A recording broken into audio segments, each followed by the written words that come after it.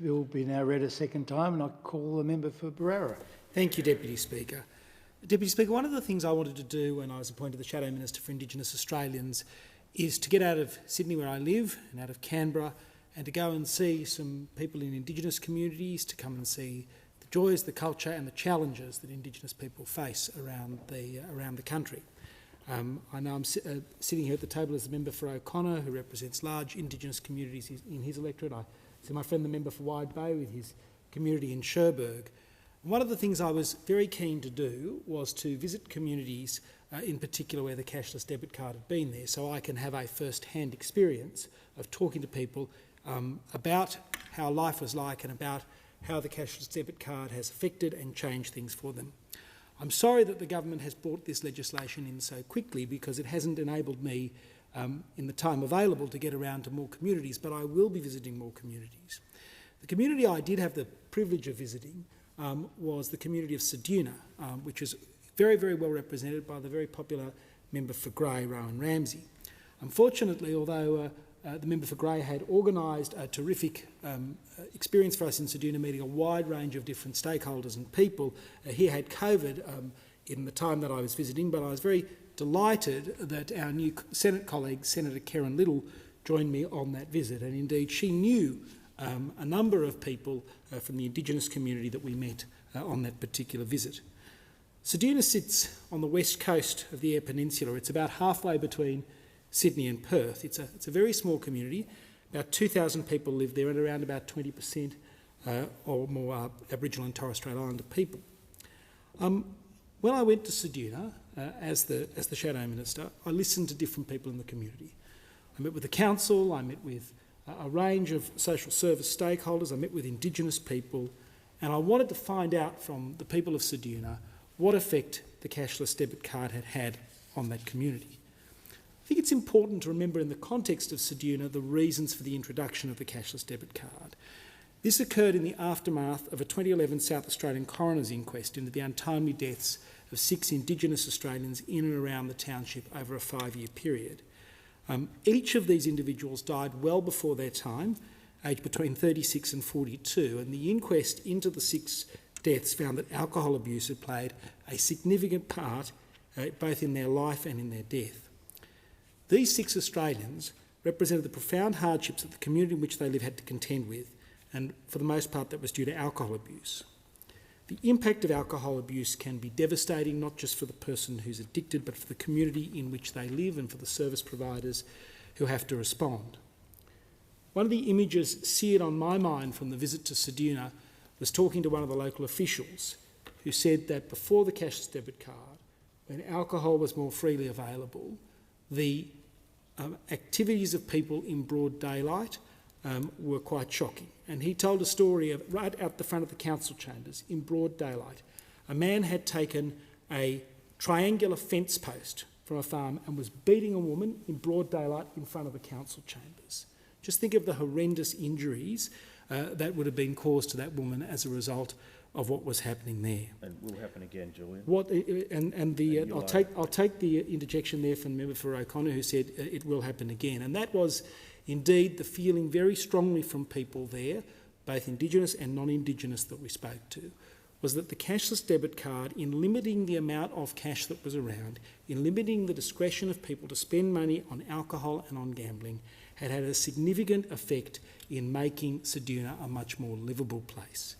It had given people who were on the card actually freedom because they had their own money that wasn't being taken off them, and it gave people a chance to dry out and a chance to get their lives in order, and it made the community a much more happy and livable place.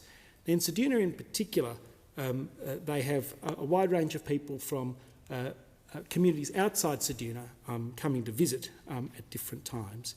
And because of the people coming to visit from time to time, you can tell when some of the issues of violence and alcohol abuse go up from time to time, because there are outsiders who've come in.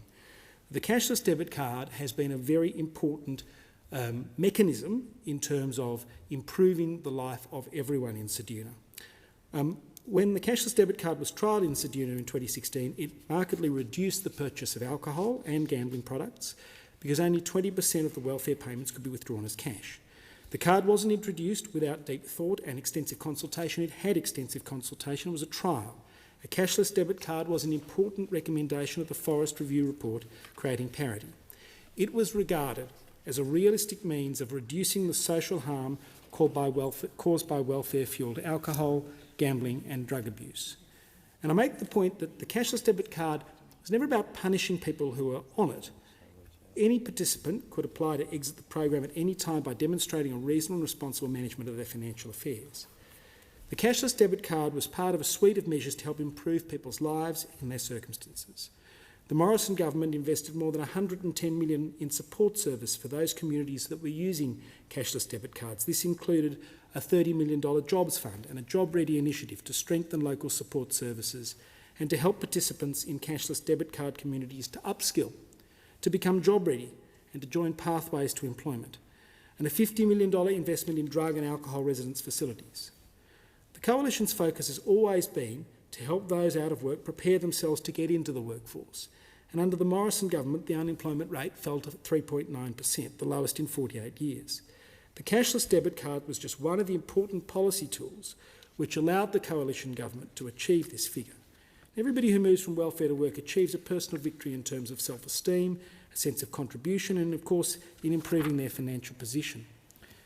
If Labor seeks to remove the cashless debit card, it should at least be managed with the same care and consultation that underpinned its initial implementation. And the feedback I had from locals in Ceduna was that in opposition, the Labor Party was not visiting a full range of stakeholders to get a real sense in Ceduna of the nature of the benefit of the cashless debit card and how it had contributed to a safer Ceduna.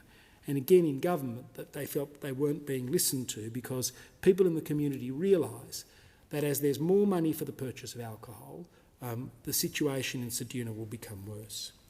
Yet this bill before the House removes access for new entrants to join the cashless debit card program. In time it will force more than 17,000 existing participants off the card, terminating a very effective support mechanism for income management.